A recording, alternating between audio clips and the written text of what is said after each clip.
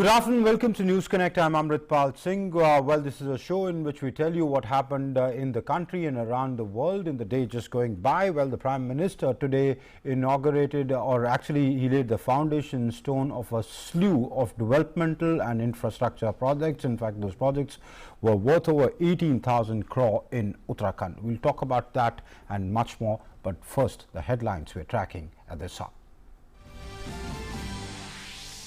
Prime Minister Narendra Modi inaugurates and lays his foundation stone of multiple projects worth 18,000 crore rupees in Dehradun. Projects include the Delhi-Dehradun Economic Corridor, infrastructure development works at Sri Badrinath Dham and Gangotri Yamunotri Dham, child-friendly city project among others.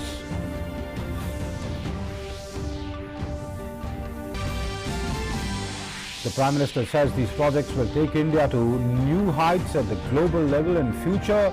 Adds the developmental projects will make people Atmanirbhar or self-reliant. Also hits out at the opposition, says vote bank politics by previous governments deprive people of basic needs.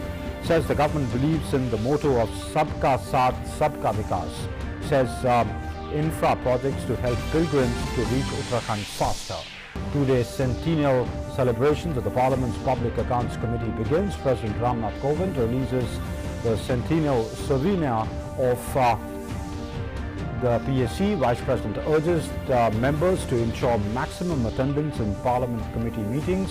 Lok Sabha Speaker says the PSC contributed in improving the policies and programs of the government. Amid escalating tensions over Ukraine, US President Joe Biden says he'll talk to his Russian counterpart, will discuss Russia-Ukraine crisis with his Russian counterpart Vladimir Putin. Ukrainian authorities say more than 94,000 Russian troops are amassed near Ukraine's borders.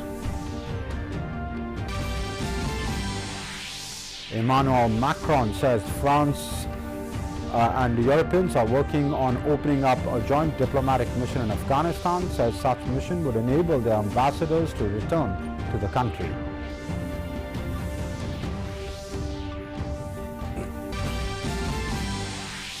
New Zealand spinner Ajaz Patel creates history at his birthplace.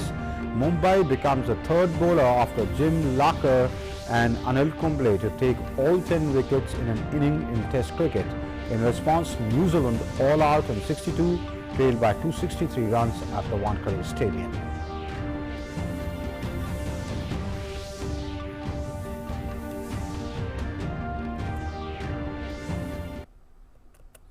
Those were the headlines and other news in detail. With the aim to boost overall connectivity in Uttarakhand, Prime Minister Narendra Modi laid the foundation stone of 11 developmental projects. Following the vision of Prime Minister to boost connectivity in far-flung areas, Delhi to Dehradun corridor worth 8,500 crore rupees will link Haridwar, Muzaffarnagar, Shamli, Yamunanagar, Bagpat, Meerut and Baraut and will provide seamless connectivity.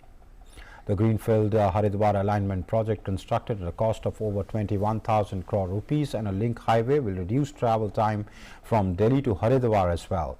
The Dehradun Paonta Sahib road project worth 1,700 crore rupees will reduce the travel time between the two places and boost interstate tourism. The Najibabad Kotdwar road widening project will reduce travel time and also improve connectivity to Lansdowne. Foundation stone of the State Medical College at Haridwar, Badrinath redevelopment project and the Gangotri Yamunotri Dham connectivity project. Suspension bridge across River Ganga and the child-friendly city project were also laid. Prime Minister dedicated 7 projects, including the 120 megawatt Vyasi hydroelectric project built over River Yamuna at a cost of over 1,700 crore rupees. Other projects include those which focus on making travel safer by tackling the problem of chronic landslides in the region. Amongst these projects are the landslide mitigation project at Lambagarh, chronic landslide treatment at Sakanidhar, Srinagar and Devprayag on NH 58. The road widening project from Devprayag to Sirikot and from Brahmpuri to Kodiala on NH 58 were also inaugurated. A Himalayan Culture Center at Dehradun and the state-of-art perfumery and aroma laboratory in Dehradun were also inaugurated. Hearing the developmental projects, Prime Minister said that they will ensure that this decade becomes Uttarakhand's decade. 5 वर्षों में उत्तराखंड के विकास के लिए केंद्र सरकार ने 1,00,000 करोड़ रुपए से अधिक परियोजनाएं स्वीकृत की हैं। यहां की सरकार इनको तेजी से जमीन पर उतार रही है। इसी को आगे बढ़ाते हुए आज 18,000 करोड़ रुपए से अधिक की परियोजनाओं का लोकार्पण और शिलान्यास किया जा रहा है। इनमें कनेक्टिविटी हो, स्वास्थ्य हो, संस्कृति हो, तीर्थाटन हो, बिजली हो, बच्चों के लिए विशेष तौर पर बना चाइल्ड फ्रेंडली सिटी प्रोजेक्ट्स हो, करीब करीब हर सेक्टर से जुड़े प्रोजेक्ट इसमें शामिल है। ये परियोजनाएं इस दशक को उत्तराखंड का दशक बनाने में अहम भूमिका निभाएगी। The Char Dham development projects or redevelopment projects for connecting Badrinath, Yamunotri and Gangotri projects will boost tourism in the state. Prime Minister said that infra projects will help pilgrims to reach Uttarakhand faster. बेहतर connectivity और सुविधाओं से पर्यटन और तीर्थाटन को कितना लाभ होता है, बीते वर्षों में केदार धाम में हमने अनुभव किया है। केदारनाथ त्रासदी से पहले 2012 में 5,70,000 लोगों ने दर्शन किया था और ये उस समय का एक रिकॉर्ड था। 2012 में यात्रियों की संख्या का एक बहुत बड़ा रिकॉर्ड था। जबकि कोरोना काल शुरू होने से पहले 2019 में 10 लाख से ज्यादा लोग केदारनाथ जी के दर्शन करने पहुंचे थे। Prime Minister said that the 51-kilometer long Haridwar ring road will resolve the issue of traffic in the city and the suspension bridge will reduce the travelling time within the city. Haridwar ring road परियोजना से हरिद्वार शहर को जाम की बरसों पुरानी समस्या से मुक्ति मिलेगी। इससे कुमाऊं क्षेत्र के साथ संपर्क भी और आसान होगा। इसके अलावा ऋषिकेश की पहचान हमारे लक्ष्मण झूला, ये लक्ष्मण झूला पुल के समीप एक नए पुल का शिलान्यास भी आज हुआ है। Prime Minister said that several development projects will create lakhs of job opportunities in the state. ये प्रोजेक्ट अपने साथ उत्तराखंड में रोजगार का एक नया इकोसिस्टम बन रहे हैं, हजारों युवाओं को रोजगार दे रहे हैं। याद कर लेना मैंने क्या कहा था और आज मैं गर्व से कह सकता हूं,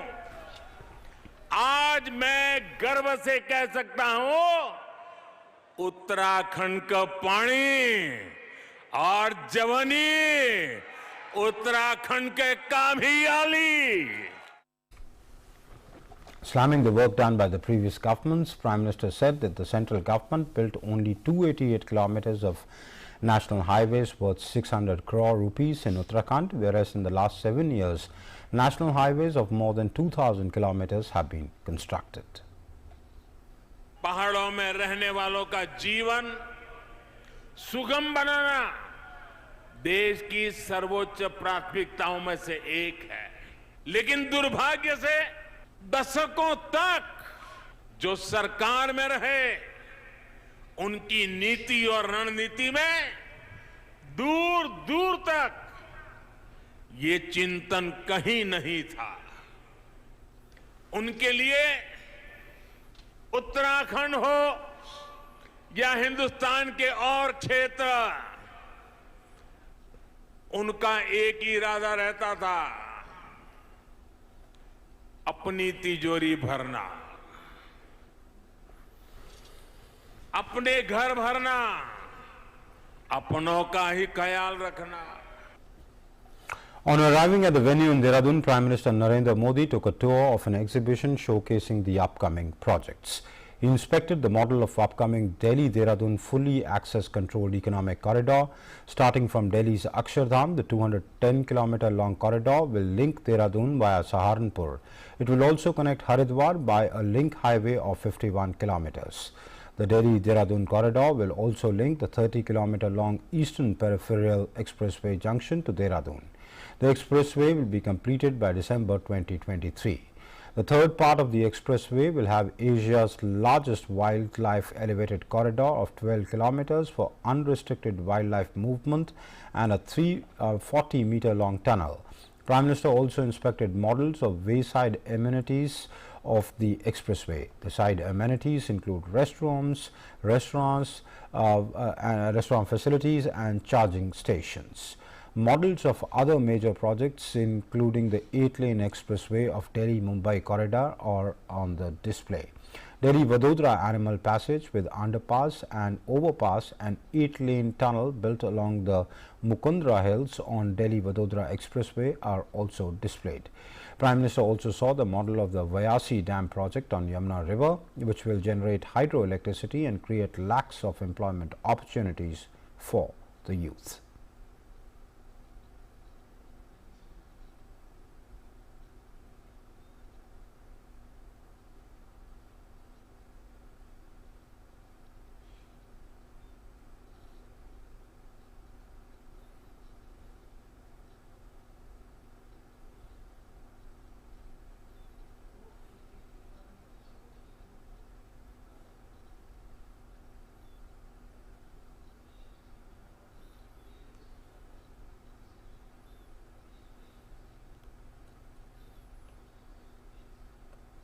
दिल्ली देहरादून एक्सप्रेसवे पर्यावरण सुरक्षा के साथ विकास के साथ हमारे विकास के मॉडल का भी प्रमाण होगा। इसमें एक तरफ उद्योगों का कॉरिडोर होगा तो इसमें एशिया का सबसे बड़ा एलिवेटेड वाइल्ड लाइफ कॉरिडोर भी बनेगा। ये कॉरिडोर यातायात तो सरल करेगा ही, जंगली जीवों को भी सुरक्षित आने जाने में मदद करेगा। Prime Minister also watched a short film on the multimodal program of Gati Shakti, which will provide single window access to overall connectivity to the state of Uttarakhand. The Prime Minister Gati Shakti will improve road infrastructure and will reduce the travel time from Delhi to Dehradun from 6 hours to around 2.5 hours. लंबाई 210 kilometre है और इसकी पूंजी लागत 12,000 करोड़ रुपए है, जो कि उत्तर पूर्वी दिल्ली, गाजियाबाद, बागपत, शामली, मुजफ्फरनगर, सहारनपुर तथा देहरादून जिलों से गुजरेगा। इस कॉरिडोर से एक 50 किलोमीटर पर हरिद्वार को भी जोड़ेगा, जो कि 2,095 करोड़ रुपए की लागत से बनाया जाएगा। इस कॉरिडोर का पहला सेक्शन दिल्ली मेरठ एक्सप्रेसवे से अक्षरधाम मंदिर के पास से शुरू होगा और बागपत के पास ईपीई जंक्शन पर समाप्त होगा। 32 किलोमीटर कि दिल्ली देहरादून इकोनॉमिक कॉरिडोर का शिलान्यास हो चुका है। जब ये बनकर तैयार हो जाएगा तो दिल्ली से देहरादून आने जाने में जो समय लगता है वो करीब करीब आधा हो जाएगा। इससे न केवल देहरादून के लोगों को फायदा पहुंचेगा, बल्कि हरिद्वार, मुजफ्फरनगर, शामली, बागपत और मेरठ जाने वालों को भी सुविधा होगी। ये आर्थिक गलियारा अब दिल्ली से हरिद्वार आने जाने के समय को भी कम कर देगा। And Navy Day is being celebrated today to mark the daredevil attack by Indian Navy on the Karachi Naval Harbour in 1971. Navy Day in India was first celebrated on 21st October 1944 by the Royal Indian Navy, which coincided with the Royal Navy's Trafalgar Day. In due course, until 1972, Navy Day was celebrated on the 15th of December, and the week in which 15 December fell was observed as the Navy Week. In 1972, old traditions gave way to new reasons to celebrate the day. At Senior Naval Officers Conference in May 1972, it was decided to celebrate the Navy Day on 4th of December to commemorate the actions of the Indian Navy during the 1971 Indo-Pak War, and Navy Week to be observed from 1st to 7th of December. Navy Day is in India is now celebrated to commemorate Operation Trident, which was the attack on Karachi Harbour during the 1971 Indo-Pak War by the Indian naval missile boats, as well as into reference all the brave hearts, in reverence to all the brave hearts of the war. The Indian Navy responds swiftly, charting new horizons, finding new solutions, being extraordinary every ordinary day. For the Indian Navy, a combat-ready, credible, and cohesive force, it is always business unusual.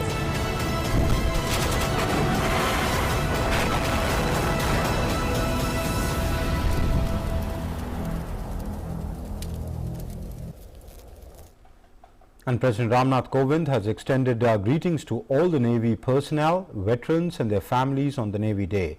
In a tweet he said, and I quote, "Besides safeguarding maritime security and protecting our interests in the sea, our Navy has also played a stellar role in coping with COVID-19 related crises. Indians remain grateful for your service." Unquote. And Vice President M. Venkaiah Naidu wished all the Navy personnel on Navy Day today. In a tweet he said, and I quote, "The nation is proud of Indian Navy's stellar role in safeguarding India's national interests, maritime security and territorial integrity. My best wishes to Navy personnel and their families."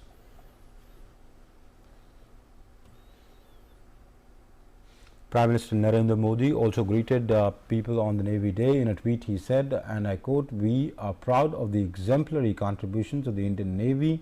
Our Navy is widely respected for its professionalism and outstanding courage. Our Navy personnel have always been at the forefront of the mitigating crisis situations like natural disasters." And cyclone Jawad is likely to change its course near Puri coast and curve towards Bengal tomorrow. With changing course, it may also start losing strength.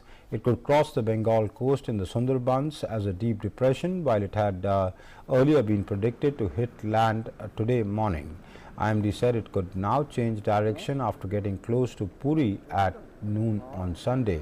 Jawad will continue to move northwards along the coast. Meanwhile, the coastal districts of Bengal are set to be lashed by heavy to very heavy rain on Saturday.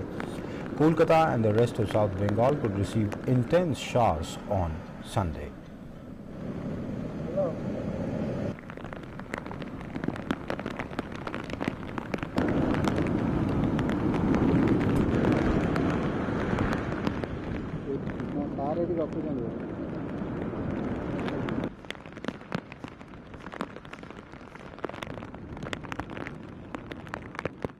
आज ये rainfall activity बढ़ेगा जैसे हम पहले predict किए थे, और कुछ इलाके में heavy to very heavy rainfall होने के साथ साथ extremely heavy rainfall isolated places में हो सकता है कोस्टल डिस्ट्रिक्ट्स ऑफ ओडिशा और यहाँ north coastal districts of Andhra Pradesh जैसे Srikakulam, Vizianagaram and adjoining area जो Visakhapatnam.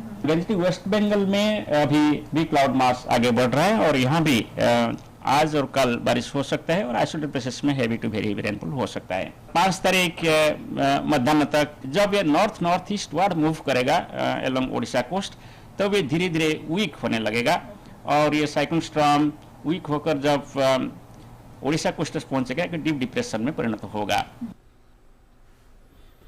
Meanwhile, efforts are underway to ensure the safe return of fishermen from the sea in Andhra Pradesh, Odisha, West Bengal and Andaman and Nicobar Islands.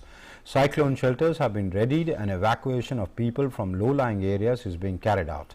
Teams for maintenance and restoration of power, roads, water supply and other essential services have also been positioned. The NDRF has committed 64 teams across Andhra Pradesh, Odisha, West Bengal, Tamil Nadu, Andaman and Nicobar Islands. Out of this, 45 teams are deployed while the rest 19 are kept on reserve. Rescue and relief teams of the Army and the Navy along with ships and aircraft are also ready for deployment as required. समय पर इसकी चेतावनी देती रहती है। आप सभी के लिए इस पर ध्यान देना जरूरी है। Home Minister Amit Shah visited the Tanot Rai Mata Mandir in Jaisalmer in Rajasthan. The Tanot Mata Mandir in Jaisalmer has an important place in the war history of independent India. Despite heavy shelling by Pakistan in the 1965 and 71 wars, the temple is witness to India's decisive victory over its enemy. Home Minister performed puja at the temple.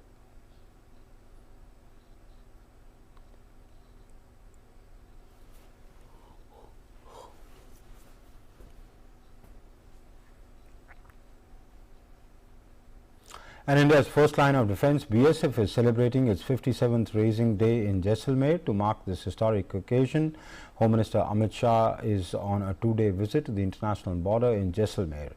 My colleague Vishal Baristo spoke to the DG of BSF, Pankaj Kumar Singh. Let's listen. The Home Minister is on a 2-day visit to Jaisalmer and border, and I have with me the DG of BSF, Mr. Pankaj Kumar Singh. Let's ask him and find out, sir. This is going to be a two-day visit, so what kind of special arrangements have been made by you? This is the first time in the last 56 years that BSF will be holding its Raising Day parade outside Delhi, and so it's a wonderful opportunity for BSF as well as the people of Rajasthan and Jaisalmer in particular to get to know what a wonderful border guarding force BSF is, how it has dedicated itself over the last 56 years, improved its capability in terms of manpower, their skills, the infrastructure, as well as the equipment for surveillance and detection. We are very happy that the people of Jaisalmer are very excited about it, very enthused about it, and with the Home Minister coming to witness this parade outside Delhi, I think it will be a great morale booster for the personnel of BSF. The show is being held for the first time outside Delhi, so what kind of special exhibit can we expect? We have whatever exhibits it's possible from our side. For example, we've got an air wing, so we have a tableau depicting the capabilities of the air wing. We have a water wing, so we are showing the people what a floating border outpost is. We have an adventure wing, so they will showcase what all adventure activities we do. We have a very highly skilled communications wing that will be showing the different kinds of communication and the surveillance equipments that we are doing. We have a central weapons workshop and a tear smoke unit which supplies all the tear gas equipment, all the tear gas shells for all the forces in the country. So we'll be showcasing all these skills and our products to the people of Rajasthan and Jaisalmer in particular to showcase what the entire spectrum of activities that BSF is doing. So there you heard the DG BSF, and he says that apart from being a moral boost up, this is going to be a very, very special day for Rajasthan as well. With cameraman Murthy in Jaisalmer, this is Vishal Baristo for DD India. And my colleague Vishal Baristo now joins me from the Tanot Rai Mata Mandir in Jaisalmer. Vishal, give us a sense of what is the Home Minister's program? He's already visited the temple, offered his prayers. What does he do now? He's on a 2-day visit, as you said.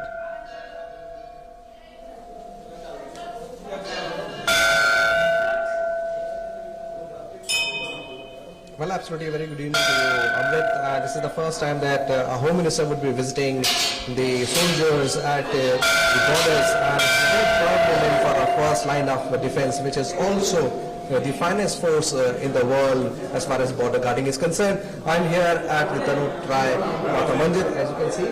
Here, the Home Minister held a puja, and this is a very, very special temple because the puja is being organized twice a day by the BSF Jawans. Even the Pandit of the Mandir is also a constable. I just spoke to him some time back, Constable Manish Sharma. Now, this temple has a history, and let me tell our viewers, it has been showcased here, and this is these are the pictures that talk about the 1965 Indo-Pakistan War, and you can see the glimpses and how history has been preserved carefully. Now, these are the shells that were bombarded by enemy from across the border, but because of the divine presence of Tanot Rai Mata, these shells did not explode. This is not only there is also history preserved from the 1971 war, and here it has been preserved carefully. This shows the glimpses of India-Pakistan War 1971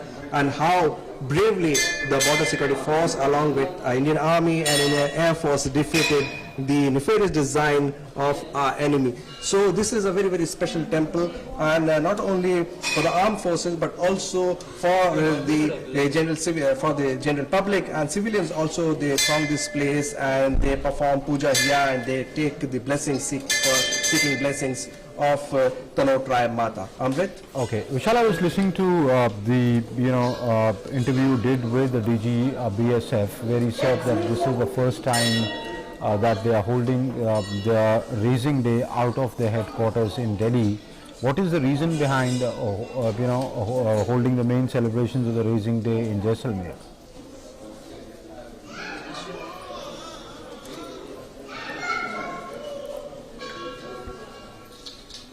Well, a very pertinent question, Amrit. I would move forward because people have to seek blessings of Tanot Rai Mata. Now, because BSF is the first line of defense, and BSF controls or guards around 6,000 kilometers of our borders both on the eastern and western sector. Now, when we talk about that, the western sector is the largest section, and Rajasthan shares a border of around 1,100 kilometers with Pakistan. So this is the first time in the history of BSF, which is 56 years old, that the celebrations of the Raising Day would be held outside Delhi, like taking the celebration to the people right at their doorstep. And here the people are a brave man in uniform from the BSF. So the Home Minister, which would be he would be the first Home Minister to spend the night at the border outpost in Rohitash. Rohitash has been named after a BSF martyr, and there he would be spending the night, which is right up to the border, and also would be having dinner with them, which is called Bada Khana. He just had a puja here at the Tanot Rai Mata temple, and from here on he would move on to the border outpost Rohitash, where he would spend the night. So the idea is to go to the public, to reach out to the public, because after all they are the men who are guarding our borders, and everybody cannot come to Delhi because of the new COVID protocol and also of the new normal. So why not take the celebration right up to the doorstep? So tomorrow we are having a grand parade at the Jaisalmer Stadium, and that would showcase the firepower and also the might of our first line of defense, that includes the power in the sky, on land, and also on water. So BSF is capable of guarding our borders not only on land but also aerial and also on water. So this would be showcased tomorrow, and it would be quite a sight to watch, Amrit, let me tell you. What do you mean by we know? I mean, it's widely known that yes, it's a land border guarding force which guards our borders with Pakistan on the western front, and with as well as on the eastern front with Bangladesh primarily. What does it do in terms of guarding from air and water, because that's not very widely known?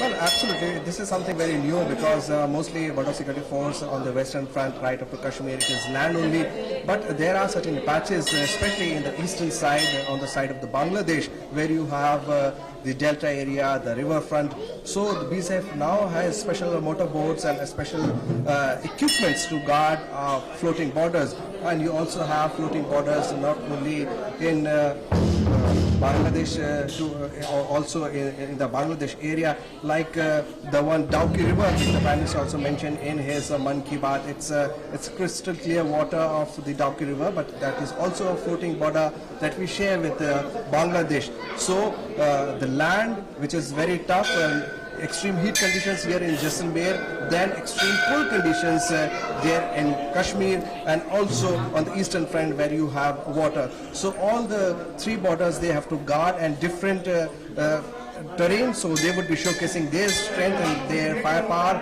and how it is being guarded. So the modern technology would be also put on display. I can tell you, but I just want the suspense to continue, so that when DD News, Doordarshan, it telecasts it live, the whole world gets to know what a first line of defense is all about. Amrit?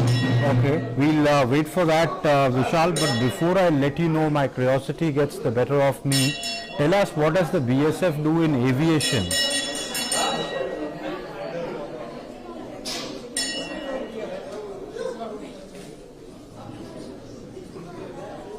Yes, BSF also has now special helicopters. They also have their special airplanes.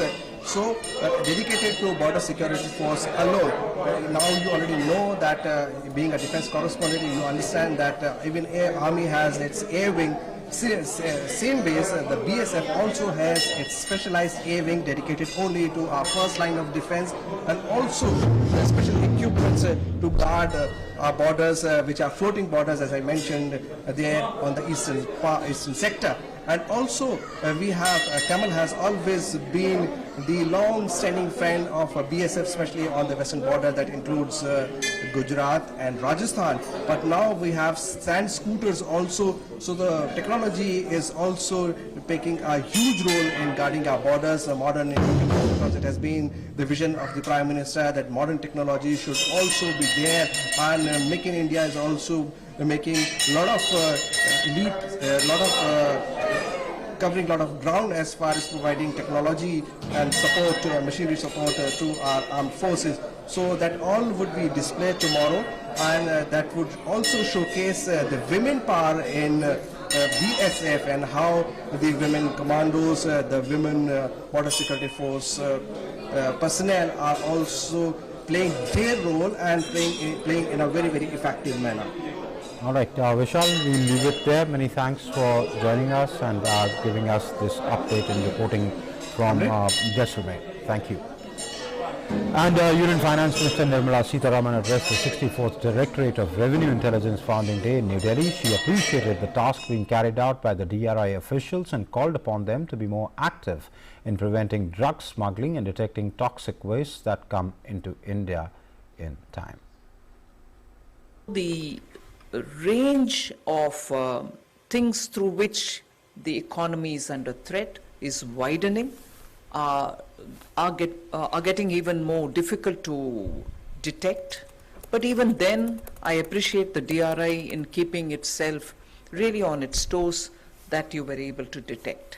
And on that, I would think you would perform even better, even more efficiently, if there is a greater coordination with other law enforcing agencies, other intelligence providing agencies. So I think the institutional mechanism which prevails should have to be further strengthened and further kept real time.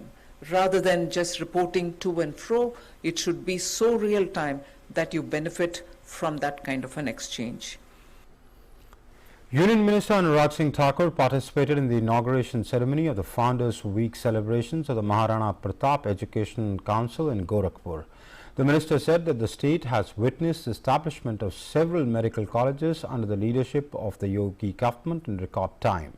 State Chief Minister Yogi Adityanath was also present on the occasion.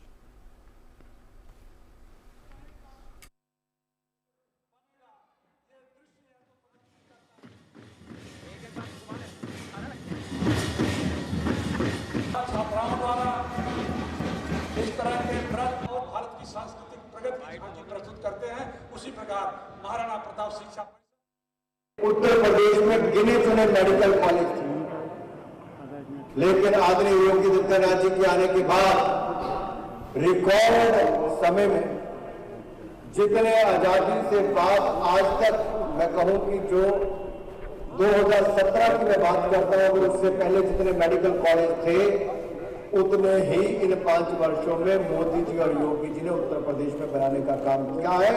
ये हमारे युवाओं के लिए बहुत बड़ी बात है। Defence Minister Rajnath Singh delivered the inaugural address at the MSME conclave organized by the Department of Defence Production, the Ministry of Defence, in partnership with the Society of Indian Defence Manufacturers in hybrid mode in New Delhi. The Defence Minister said that micro, small and medium enterprises sector has played a vital role in providing jobs to the youth in the country. हमारे देश के युवाओं को आर्थिक रूप से सशक्त करने और उनके सपनों को पूरा करने में एमएसएमई निश्चित रूप से अपनी बड़ी भूमिका निभा सकती हैं। क्या मैं कहना चाहूंगा, निभा रही हैं। इन सबके बावजूद पूर्व में हमारी एमएसएमई को वह अटेंशन नहीं मिल पाया जिसका वह हकदार थी। देश में इतनी बड़ी संख्या में एमएसएमई होने के बावजूद क्लियर गवर्नमेंट पॉलिसीज और स्ट्रेटेजिक हैंड होल्डिंग्स के अभाव के कारण एमएसएमई की पूरी क्षमता का लाभ हम नहीं उठा सके। And in an endeavour to provide a big boost to self-reliance in defence manufacturing in India, as per sources, the government has approved the plan for production of over 5 lakh AK-203 assault rifles in Korba in Amethi, Uttar Pradesh. It reflects the ever-increasing paradigm shift in defence acquisition from buy to make in India. This endeavour, as per sources, will be done in partnership with Russia and reflects the deepening partnership between the two countries in the defence sector. The project will provide business opportunity to various MSMEs and other defence industries for the supply of raw material and components, which will lead to generation of new employment opportunities. The project marks a significant stride towards making UP a key contributor in the ascendant defence manufacturing prowess of India. As per sources, the 7.62 into 39 mm caliber AK-203 rifles will be replaced the in-service INSAS rifle inducted over 3 decades back. AK-203 assault rifles have an effective range of 300 meters. These rifles will enhance the combat potential of soldiers to adequately meet present and envisaged operational challenges. They will also enhance the operational effectiveness of the Indian Army in counter-insurgency or counter-terrorism operations. The 2-day centennial celebrations of Parliament's Public Accounts Committee is being held in the Central Hall of Parliament today. On this occasion, the President released the centennial souvenir of the PAC. He also inaugurated an exhibition on journey of Public Accounts Committee from 1921 to 2021. Later addressing the event, the President highlighted the key aspects of the role of the Public Affairs Accounts Committee.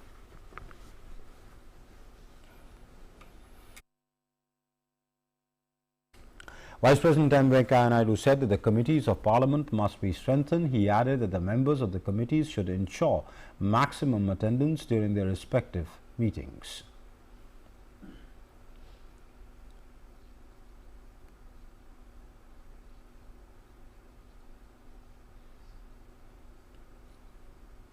It has examined public expenditure not only from a legal and formal point of view to find out technical irregularities, if any, but also from the point of view of the economy, prudence, wisdom and propriety.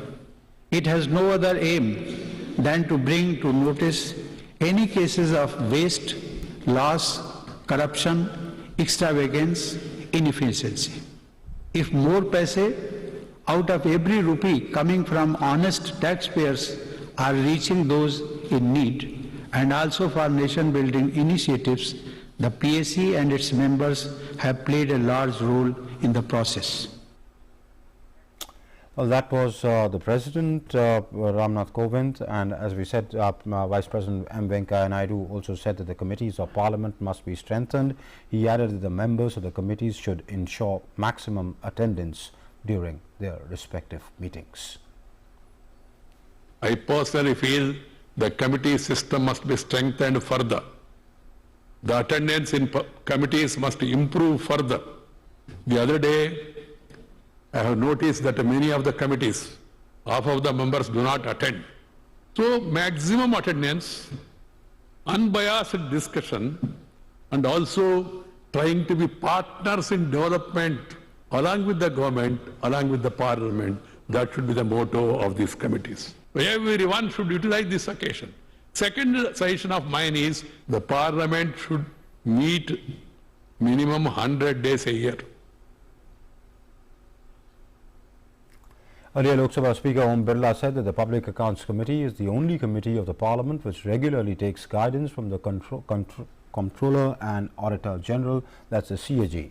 The Lok Sabha Speaker said that the PAC has also contributed a lot in improving the policies and programs of the government. लोक लेखा समिति एकमात्र संसदीय समिति नहीं है, ये एक ऐसी समिति है जो नियमित रूप से नियंत्रण एवं महालेखा परीक्षक की सहायता से उनका मार्गदर्शन भी लेती है और समय समय पर पीएससी के अंदर जो कुछ भी वित्तीय संसाधन होते हैं उनका कैसे बेहतर उपयोग हो उसकी सार्थक सिफारिश भी करती है। भारत जैसे विकासशील देश के अंदर इस समिति के रचनात्मक सुझावों ने वित्तीय संसाधनों के आदर्श उपयोग को बढ़ाया नहीं दिया है, पारदर्शिता लाने का भी काम किया है। सरकार की नीतियों और कार्यक्रमों को बेहतर बनाने में भी पब्लिक अकाउंट कमेटी का बहुत बड़ा योगदान है।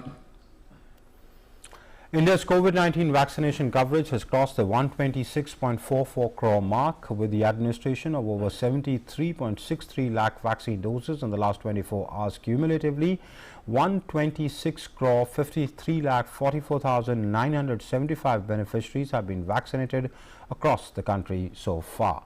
The vaccination exercise is a tool to protect the most vulnerable population groups in the country from COVID-19, continues to be regularly reviewed and monitored at the highest level.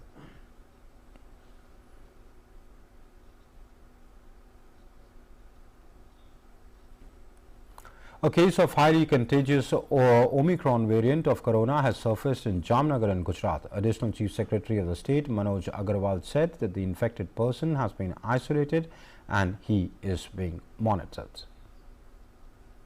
Jamnagar में से मिला है वो ओमिक्रॉन वेरिएंट में positive मिला है, उसके हिसाब से उसको आइसोलेट किया गया है, उसके ऊपर हम नज़र रख रहे हैं। जहां वो रहते थे वहां पर जो है हमने माइक्रो कंटेनमेंट जोन बनाया है और इस हिसाब से हम जो हमको प्रिकॉशन लेने हैं और सूचना जो मिली हुई है उन सब का पालन करते हुए हम लोग उस एरिया को घेर कर उसमें लोगों को उनकी टेस्टिंग, उनकी ट्रेसिंग और जरूर पड़ेगी तो ट्रीटमेंट, ये सब किया जाएगा।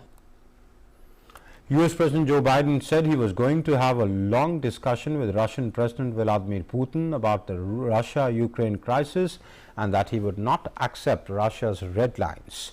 Biden told reporters as he departed for a weekend trip to Camp David that, and I quote him, "We are aware of Russia's actions for a long time and my expectation is we are going to have a long discussion with Putin," unquote. More than 94,000 Russian troops are amassed near the Ukraine's borders, Ukrainian authorities have said, citing intelligence reports suggesting that Moscow may be planning a large-scale military offensive for the end of January. In an important development, several European countries are working on opening up a joint diplomatic mission in Afghanistan that would enable their ambassadors to return to the country. French President Emmanuel Macron told reporters in Doha before heading to Jeddah in Saudi Arabia. Western countries have been grappling with how to engage with the Taliban after they took over Afghanistan in a lightning advance in August as US-led forces were completing their pullout. The US and other Western countries shut their embassies and withdrew the diplomats as Taliban seized Kabul, following which the militants declared an interim government whose top members are under US and UN sanctions. The US, European countries and others are reluctant to formally recognize the Pashtun-dominated Taliban, accusing them of backtracking on pledges of political and ethnic inclusivity. and to uphold the rights of women and minorities. Well, on to sports now. New Zealand are bowled out for 62 in their first innings in the second test match against India at the Wankhede Stadium in Mumbai. Ravichandran Ashwin was the most successful bowler for India with his figures of 4 out of 8, apart from the off-spinner Mohammad Siraj, who took 3 wickets, while Akshar Patel picked up 2 and Jayant Yadav got 1. Earlier, New Zealand spinner Ajaz Patel created history at his birthplace Mumbai as he became the 3rd bowler after Jim Larker and Anil Kumble to take all 10 wickets in an innings in Test cricket. India were bowled out for 325 runs in their first innings of the Mumbai Test, where Ajaz Patel took all wickets. The left-arm spinner has been brilliant with his disciplined bowling and resulted in him reaching to the magic numbers. For India, Mayank Agarwal top scored with his sensational 150 runs under pressure, while Akshar Patel also registered his maiden half-century. India middle order to deliver yet again as veteran batter Cheteshwar Pujara and skipper Virat Kohli, who are going through a lean phase, were dismissed for ducks in consecutive overs on day 1. And for more on that, my colleague Narayan Singh joins us now. Narayan, what does New Zealand's bowling out for such a low score in the first innings of the second test match mean? Definitely, after the way we thought that India was bowled out for 325, but the way it's a one-sided match now after the New Zealand were bowled out for 62 in their first inning, the way Siraj gave a start to the Indian team, and he removed the top 3 batsmen of the New Zealand's very cheaply, and after that Indian spinners came and continued that trend and just sent back the whole New Zealand squad, New Zealand team for 62. And right now, after that, India didn't give them follow-on, and they are going great in the second inning also, as they are just inching to 50 without any loss right now. And Cheteshwar Pujara, and he gave a good start to the Indian team, and right now he is playing like in the shortest format of the game in this match. And if you talk about his first inning, he was not up to the mark and he's going through a lean patch, but definitely right now this is in his mind, because he has to play well and good if he wants to travel with the Team India for the tour of South Africa. But the main highlight of this today's match was the 10-wicket haul by the New Zealand pacer Patel, because if we talk about such scenes, such events come once only in a blue moon, because the first 10-wicket haul in a inning of a test match was done by the James Larker in 1956, and after that Indian spinner Anil Kumble did that achievement in 1999 against Pakistan, and now Ajaz Patel is doing for New Zealand, and that is in Mumbai, and he was born in Mumbai, and when he was 8 years old he went to his family shifted to New Zealand to fulfill their aspiration, and from there he started his career as a pace bowler. And after when he realized under Deepak Patel, he was also an Indian origin New Zealand off spinner, he took the guidance, he took the training under him and showed the world that today the city of Mumbai, he became the city of dreams for Ajaz Patel. Okay, and also, Narayan, but India didn't do badly. I mean, India took 325 runs despite, Ajaz taking all the 10 wickets. True, but because the way Mayank Agarwal played was commendable, because yesterday when India lost the 4 wickets, today also India lose 3 quick wickets, but the way Mayank Agarwal gave a steady, gave a consolidation to the Indian innings is commendable, and he didn't lost his calm and composure and help India to cross the 300 run mark. That is more important. And after that Akshar Patel also made his maiden 50 in the test cricket, and the way Indian towards the end he also made a good partnership with the tail end Fernandez. So all in all, full marks to Mayank, the way he took the Indian innings, anchored the Indian innings after it was looking like that India may not cross the 300 run mark. But the way the Indian down the order Akshar Patel and the way Mayank Agarwal, his knock of 150 gave India a good platform and helped India to cross the 300 run mark, and which is we can say that a defendable and a good total at this wicket. So all in all, we can see the fate of the second test is sealed now. Almost we can say that the way India has not enforced the follow on to New Zealand, and right now they have crossed the 50 run mark without losing a wicket, and all things are going in favor of India. Definitely it will be very tough and Herculean task for New Zealand to come back in this test match, because the way once the Azaz Patel took 10 wickets, it was looking like that New Zealand was in the celebration mode, but that celebration didn't live too long, because the way India hit back very strongly in the New Zealand second inning, the way Siraj bounced, the way Siraj gave a good start to the Indian team and he removed the top three of the New Zealand's, and after that Ashwin, Akshar Patel and the Jayant Yadav came and just dismissed the whole New Zealand team cheaply for 62, and it looked like that almost India has sealed the match. All right, Narayan, we leave it there. Many thanks for joining us for the moment and giving us that update. And moving on, the Chinese team of snowboard parallel giant slalom has been training intensively in the Chongli Resort, North China's Zhangjiakou city, gearing up for Beijing's Winter Olympics. The highly competitive racing sport will produce 2 gold medals in the 2022 Beijing Winter Olympics. Currently, 13 members of the Chinese team are conducting intensive training and will go abroad to attend the Olympic qualifying matches. In preparation for the Beijing Winter Olympics, the national training team is heading towards the final stretch. However, affected by the pandemic, they have missed many Olympic qualifying matches. The team will go to Russia, Italy, Switzerland and Austria at the end of the 2021 to win the qualifications for the Beijing Winter Olympics. They will strive for full participation of 4 men and 4 women athletes in the Olympics. In Morocco, heavy snow fall in several parts of the high and middle Atlas regions, with a clear drop in temperatures that fell to 5 degrees below zero in some areas.